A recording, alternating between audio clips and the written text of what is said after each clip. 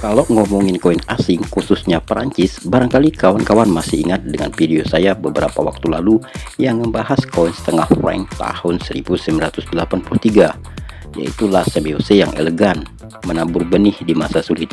Nah, bagi kawan-kawan yang belum, silahkan klik tautan di pojok kanan atas atau monggo lanjut di deskripsi. Link sudah saya sematkan di sana. Nah, pada hari ini, kesempatan kali ini, kembali kita membahas koin Prancis lagi dengan pecahan yang lebih tinggi dikit, yaitu 10 franc tahun 1989. Nah, kalau membahas koin ini, rasanya kayak lagi buka album sejarah yang dibikin versi logam. Koin ini bukan sekedar alat tukar pra-euro atau sebelum euro, tetapi juga saksi penting salah satu momen berpengaruh dalam sejarah dunia, yaitu 200 tahun Revolusi Prancis 1789-1989. Jadi wajar banget kalau koin ini sampai sekarang masih sering diburu kolektor, baik yang pemula maupun yang sudah veteran. Dari segi tampilan, koin 10 franc tahun 1989 ini langsung kelihatan beda. Desainnya bimetalik alias terdiri dari dua logam berbeda. Bagian tengahnya terbuat dari nikel, sementara cincin luarnya memakai aluminium perunggu dengan komposisi 92% tembaga, 6% aluminium, dan 2% nikel. Kombinasi ini bukan cuma bikin tampilnya kece keren, tapi juga bikin koin terasa premium di tangan. Dengan berat 6,5 gram, diameter 23 mm, dan ketebalan 2,1 mm. Ukurannya pas, nggak terlalu besar tetapi solid. Nah, begitu gue lakuin uji magnetik, alhasil koin ini nempel di magnet. Itu artinya koin ini adalah tipe magnetik.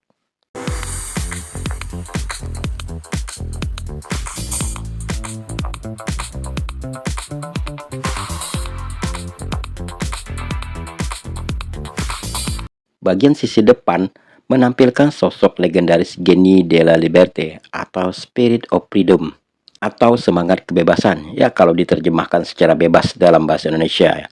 Figur ini digambarkan dengan gaya klasik yang elegan, melambangkan kebebasan yang jadi roh utama revolusi Prancis. Desain ini dibuat untuk memperingati 2 abad revolusi Prancis, sebuah peristiwa yang bukan cuma mengubah Prancis tetapi juga mempengaruhi konsep demokrasi dan hak asasi manusia di seluruh dunia. Disinilah nilai historis koin ini benar-benar terasa. Sekarang saya balik koinnya ke sisi sebelahnya atau sisi bagian belakangnya. Kita akan temuin moto nasional Prancis yang super ikonik, yaitu Liberté, Égalité, dan Fraternité. 3 kata ini bukan sekedar slogan guys, tetapi pondasi filosofi negara Prancis modern. Nah, dalam konteks koin, tulisan ini jadi pengingat bahwa uang bukan cuma soal ekonomi, tapi juga identitas dan nilai sebuah bangsa. Desain keseluruhan koin digarap oleh Jean-Luc Maréchal dari Atelier de Gravure atau Engraving Workshop AGMM, Atelier de Gravure des Monnaies et Médailles atau Engraving Workshop of Coin and Medal, yang berhasil menggabungkan estetika klasik dan pesan historis dalam satu keping logam. Soal detail teknis, koin ini juga nggak main-main. Bagian edge atau sisi koin memiliki 5 kelompok gerigi, memberikan tekstur khas yang bisa langsung dikenali saat dipegang. Koin ini dicetak oleh Monnaies de Paris, lembaga percetakan uang resmi Prancis dengan lokasi di Paris dan Pesak. Menariknya, koin ini juga memiliki private mark atau tanda kecil yang berbeda-beda tergantung periode pencetakannya. Untuk koin 10 franc era ini ada beberapa private mark yang cukup terkenal. Tahun 1988 hingga 1993 menggunakan simbol lumba-lumba yang merupakan tanda Émile Rousseau, sang pengukir koin utama Monnaies de Paris dari 1974 hingga 1994. Setelah itu periode 1994 hingga tahun 2000 yang memakai simbol lebah kayak Pierre Rodier. Dan tahun 2001 muncul simbol tapal kuda dari Gerard Bucoy.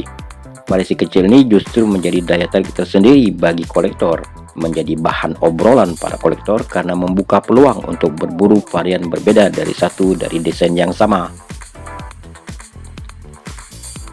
Nah, dari aspek jumlah cetakan, koin ini tergolong sangat melimpah.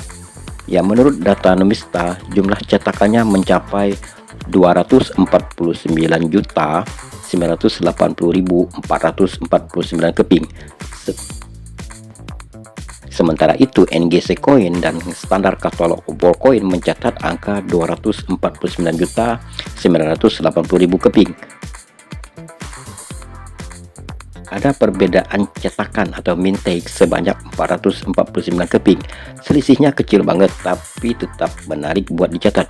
Jumlah yang besar ini bikin koin 10 franc tahun 1989 masih relatif mudah ditemukan di pasaran, sehingga cocok dijadikan koin masuk ya, dalam tanda kutip, buat kolektor pemula yang ingin memulai koleksi koin dunia dengan nilai sejarah yang cukup tinggi. Dengan jumlah cetakan yang sebanyak itu, tentu saja koin ini bukanlah koin langka.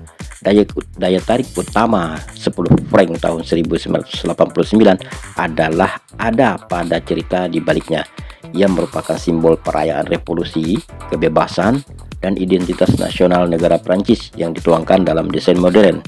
Nah, buat kolektor, koin ini bukan soal harga semata, tetapi soal makna. Satu keping kecil yang membawa gema teriakan revolusi dari tahun 1789 ke genggaman tangan kita hari ini, khususnya genggaman tangan saya hari ini. Santai tapi syarat makna. Itulah barangkali mungkin pesona koin 10 franc tahun 1989 dari Prancis. Mengoleksi bukan hanya sebatas kelangkaan semata, apalagi harga semata. Nah, barangkali ada di antara sobat money coin yang penasaran dengan berapa kira-kira harganya atau panduan harganya. Nah, sekarang kita lanjutkan ke panduan harga untuk koin ini ya. Ya, sekarang kita akan lanjutkan ke panduan harganya. Ya, saya datakan dari berbagai sumber. Misalnya data dari Numista. Koin ini dalam kondisi UNC harganya di kisaran 89.000 per keping, ya hampir 90.000 lah gitu. Lalu bagaimana dengan panduan harga kalau menurut NGC Coin atau standar katalog of Coin? Ya, ini panduan harganya. Mereka mengurai ya dari kondisi terendah hingga dengan grade yang tertinggi. Misalnya koin dalam kondisi extra fine yaitu 41 hingga 50.000 rupiah per keping. UNC Mint State 60 yaitu harganya 75.000 per keping. UNC Mint State 63 yaitu 100 ribuan per keping. Dan yang tertinggi kalau menurut standar katalog Opal Coin, grading tertingginya yang diketemukan sampai narasi ini atau setidaknya sampai katalog tersebut dibuat yaitu UNC MS 65, itu seharga 125.000 per keping.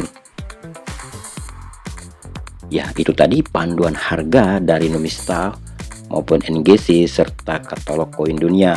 Nah, barangkali harga mungkin bisa atau panduan harga bisa meningkat lebih signifikan kalau misalnya kita atau kawan-kawan semua ada yang menemukan koin ini dalam kondisi yang error atau extra dot. Di antara jumlah keberlimpahan tersebut, ratusan juta keping dibuat, mungkin ada satu atau dua yang error yang unik. Nah, itu harganya pasti melonjak. Nah, oke lah kawan-kawan, kita sudahi dulu review dan info panduan harga koin dalam pembahasan kali ini. Nah, kalaupun ada kesalahan atau kekurangan dalam penyampaian, yuk mari diskusikan di kolom komentar. Akhir kata saya ucapkan salam numismatik.